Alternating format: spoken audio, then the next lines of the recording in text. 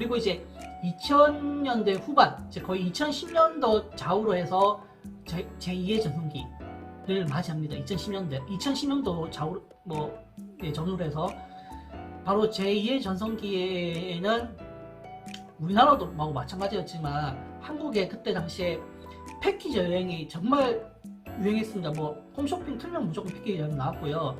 저가 항공, 저가 패키지, 땡처리 패키지 이런 것도 많이 나왔고요.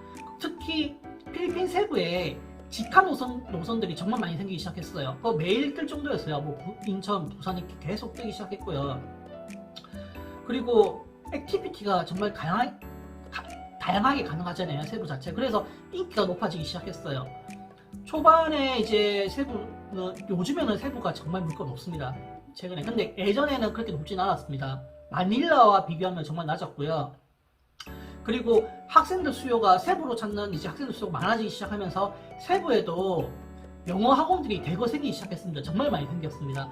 또 다른 지역에서 옮겨오는 경우도 있었고요. 추가적인 캠퍼스를 세부에 짓는 경우도 생겼고요.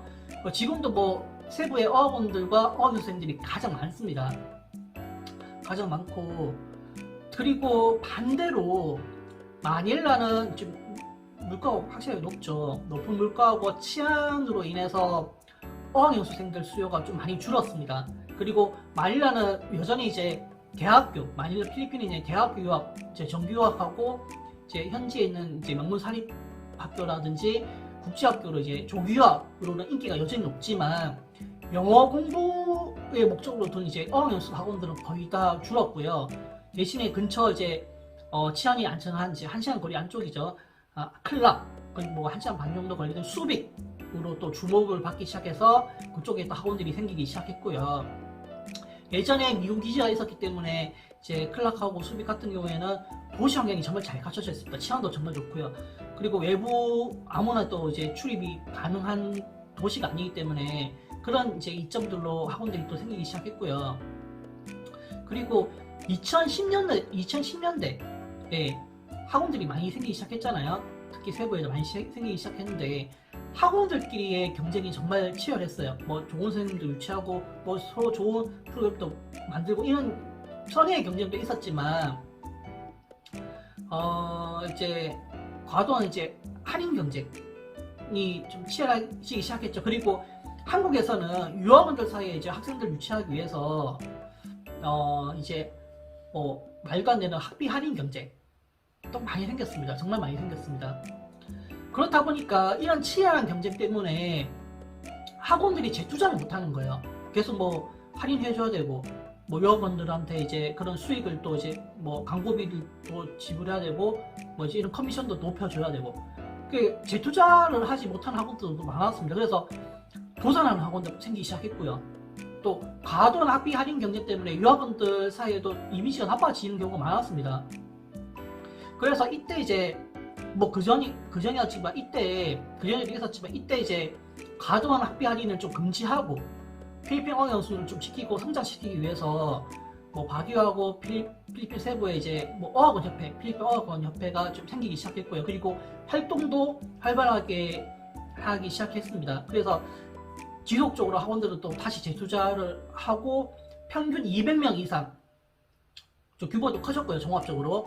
그리고 센터, 캠퍼스를 2개 이상 보유한 멀티 캠퍼스를 보유한 어학원들도 생기기 시작했습니다.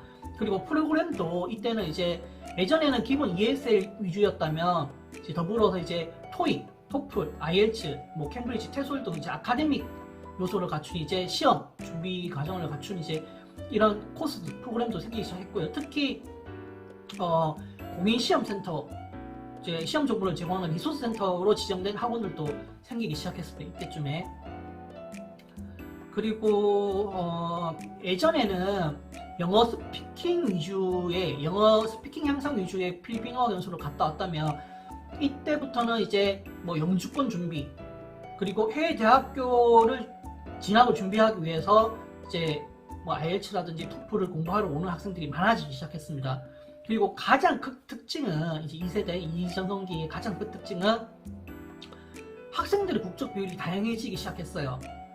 왜냐면 학원들의 규모가 커졌기 때문에 비수기 공시를 줄여야 했거든요. 그때 그래서 이제 계속 뭐 학원들도 외국 에이전트들을 찾다 보니까 특히 이제 일본, 대만의 수요가 많아지기 시작했습니다. 그래서 크게는 이제 한국, 일본, 대만이 가장 주로 이루었고요. 이제 2010년대 중반부터는 이제 오히려 한국인 비율이 학원 전체에서 한국인 비율이 외국 전체 학생들 비율보다 적을 때가 있었습니다. 그 적은 경우도 생겼고요. 그리고 기숙사에 외국인 룸메이트 신청하면 그렇게 배정도 가능해졌고요.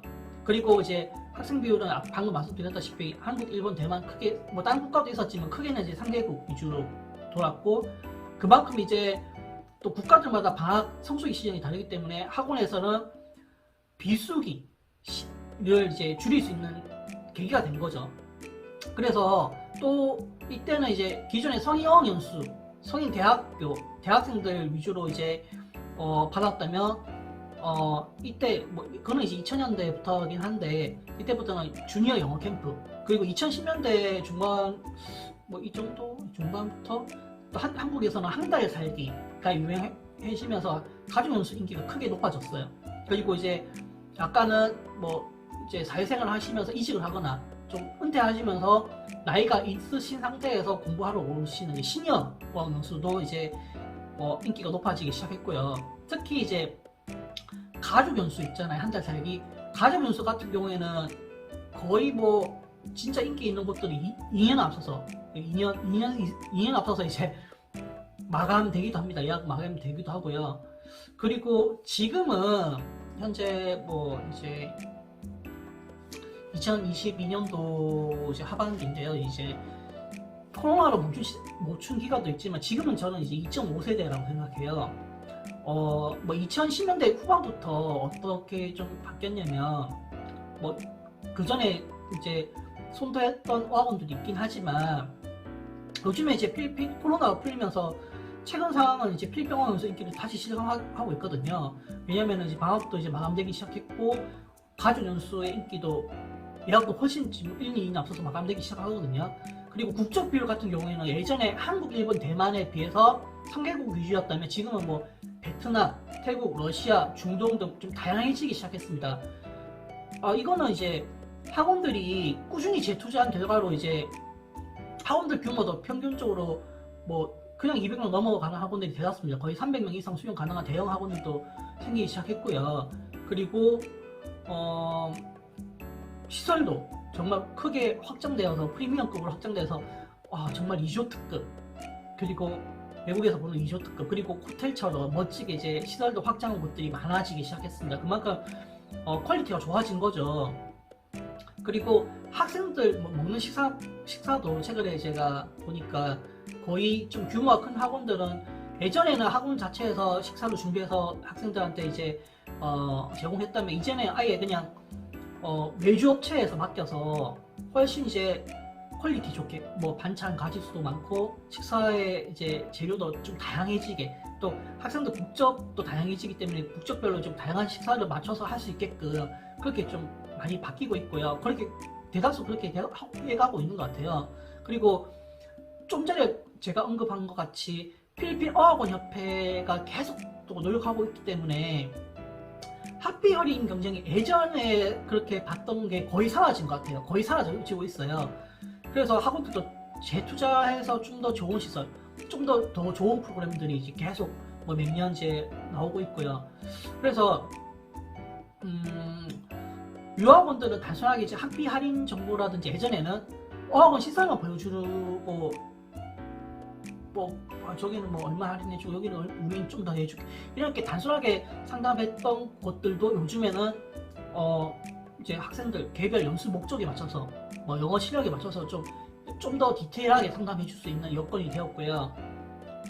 덕분에 이제 현재 필리핀은 한국 학생들이 그래도 한국에서는 가장 많이 영어 공부를 목적으로 해서 어학 연수로 찾는 국가가 바로 필리핀입니다. 여러 뭐 캐나다, 호주도 있지만 영어 연수 목적으로만 하는 어학 연수로는 아직까지는 지금 필리핀이 가장 1등이지 않나, 그렇게 생각하고 있습니다. 제가 필리핀 어학 연수가 좀 어떻게 좀 변화가 되었는지, 그리고 왜 어떤 지역이 왜 이렇게 인기가 되었는지 간단하게 좀 설명해 드렸는데요. 좀 어니언스를 준비하시는 분들은 좀 참고를 좀 하시면 좋으실 것 같습니다. 네, 시청해 주셔서 감사하고요. 구독과 좋아요 부탁드립니다. 감사합니다.